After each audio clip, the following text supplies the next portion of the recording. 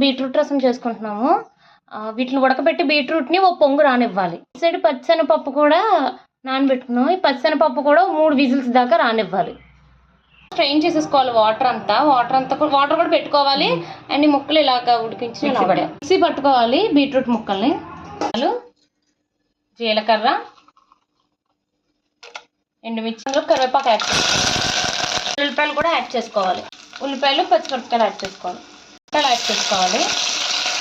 ములక్కాయలు కూడా salt add చేసుకోవాలి. లైట్గా వేసుకోవాలి వాటర్ మగ్గడానికి. ఇలా బాగా ఉడికిపోయినాయి. పేస్ట్ పండు రసం యాడ్ చేసుకోవాలి. పచ్చిశనగపప్పు ఉందిగా అది పేస్ట్ చేసుకున్నాం. ఆ పేస్ట్ వేసుకోవాలి. సాంబార్ పొడి యాడ్ చేసుకోవాలి. ఉప్పు మరుగుతుంది. ఇలా బాగా మరిగిపోయిన తర్వాత స్టవ్ ఆఫ్ చేసేసుకోవాలి.